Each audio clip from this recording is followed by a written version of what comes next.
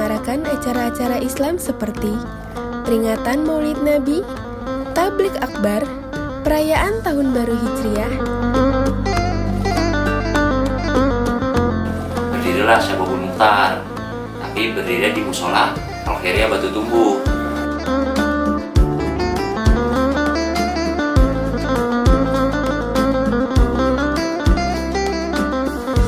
Assalamualaikum warahmatullahi wabarakatuh.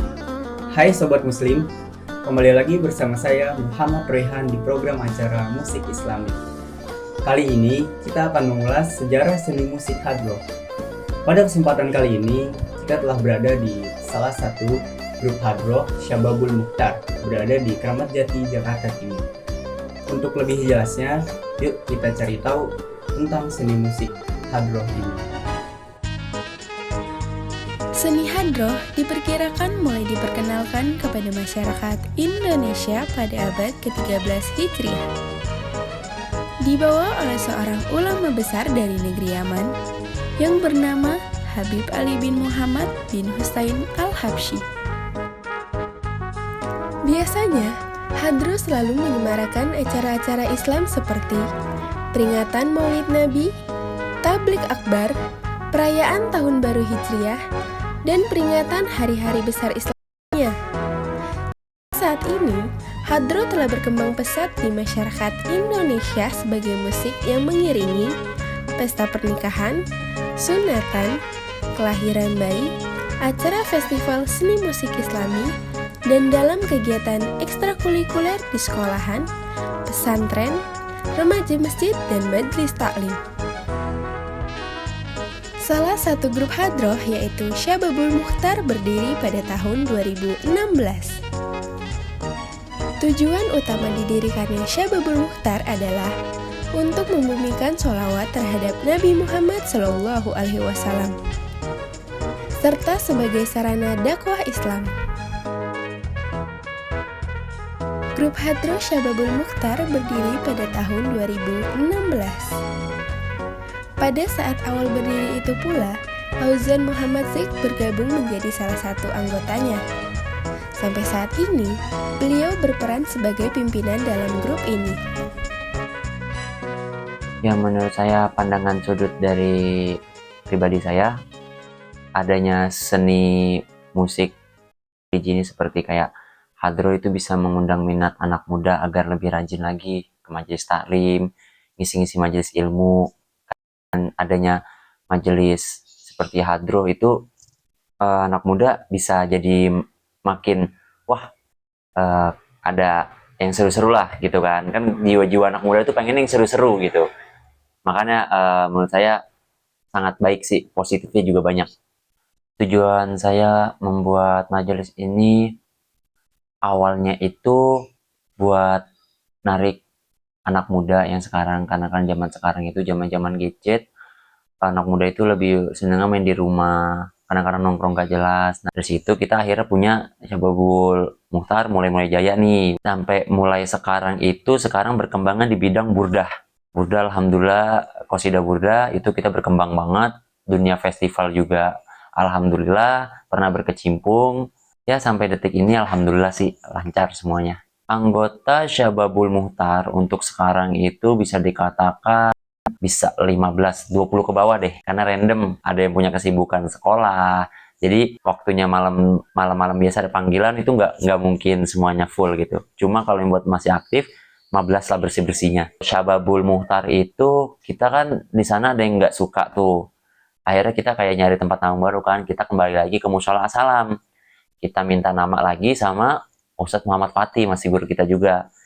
Nah itu dikasih nama, saya jelasin kan ke Ustadz Fatih, Ustadz nih mau nanya nih, kita dulu punya majelis, cuma udah pada punya kesibukan masing-masing, namanya Syababul Khairah. Nah ini yang versi generasi juniornya.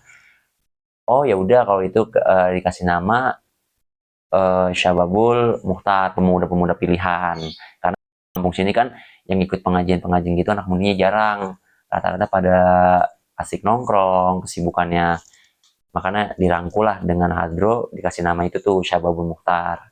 Kalau kesahnya itu kita dulu kalau latihan itu pasti ada aja yang nggak suka, entah kadang lagi latihan disamperin, Jadi anak-anak kadang-kadang mentalnya pada down, apalagi masih umuran-umuran itu kan, masih umur-umuran masih SMP, SD, SMP, SD-nya itu sekitar kelas 6 pengen menjelang SMP, SMP-nya itu mungkin masih kelas 1, kelas 2, itu tiba-tiba disamperin, diomelin, ya kan.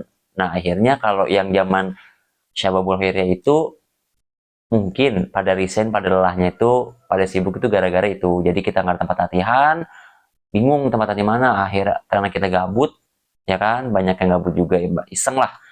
Udahlah capek, diomelin mulu, akhirnya pada nongkrong, nyari tempat base camp lain yang nggak bernaung di musola. Ya akhirnya ya mulai berakhirlah di situ. Pun Syababul Muhtar pun seperti itu, ada juga yang nggak suka, kita keluh kesahnya ya diomelin, sampai kita pengen latihan lomba aja. Latihan lomba itu kita harus ke Malipo Plaza, itu sekitar jam 10 itu kan tutup, berarti kita jam 9:30 sampai jam 12 itu latihan perjuangan buat lomba, karena kita tahu kalau kita latihan di musola pasti diomelin, yang ada anak-anak takut mentalnya nanti malah pada banyak yang keluar juga. Itu yang saya jaga-jaga banget sih, tapi alhamdulillah sekarang kan udah pada lumayan pada bisa, jadi kita nggak usah latihan, paling ya bisa hitung pakai jari kalau lagi ada event-event tertentu aja kita latihan.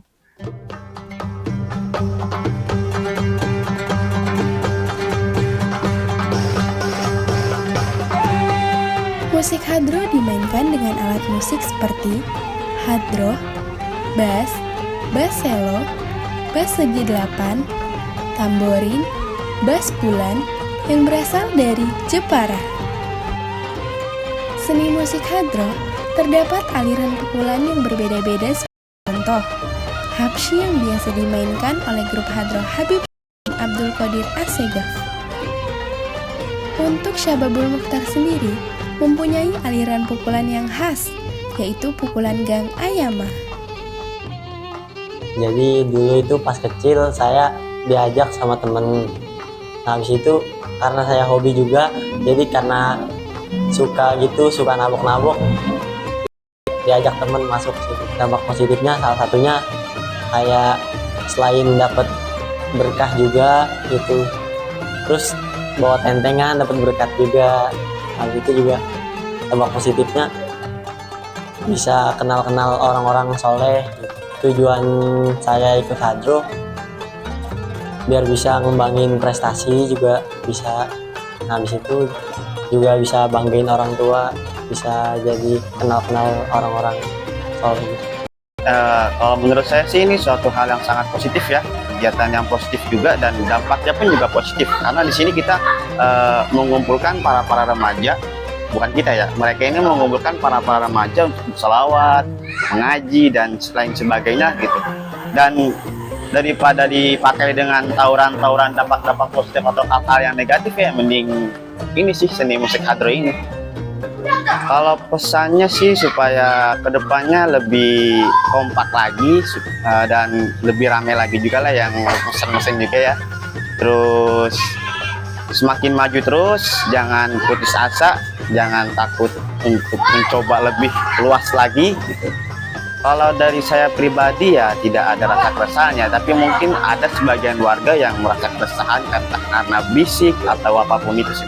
Kalau menurut saya sih harus disabarin aja Mas ya, karena ini suatu hal yang positif juga, dan ketika latihan juga kan nggak sampai 7 kali 24 jam juga kan ya, cuman beberapa jam doang mereka belajar, ya disabar-sabarin aja.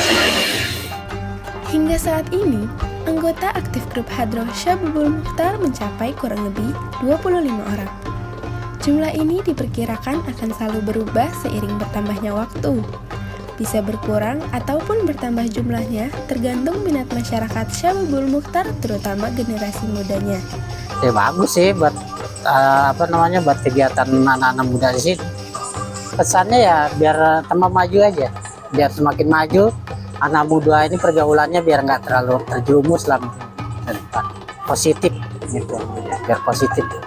Nah, kalau mungkin ada keresahan dari keluarga sekitar, enggak lah, kalau masalah itu mah nggak ada, kecuali kalau ada onar itu ya. Kalau itu kan nggak onar.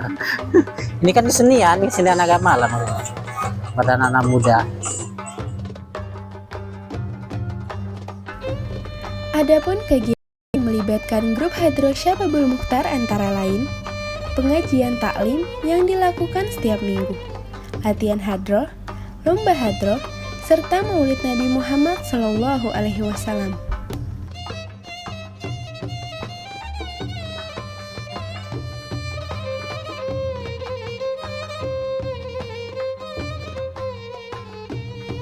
Nah, Sobat Muslim, itulah sekilas sejarah seni musik hadroh yang dilestarikan oleh grup Hadroh Syababul Mukhtar. Demikianlah episode kali ini, semoga menjadi hasanah untuk kita semua dan semoga tetap terjaga kelestariannya. Kurang lebihnya mohon maaf, saya Muhammad Royhan undur diri. Assalamualaikum warahmatullahi wabarakatuh.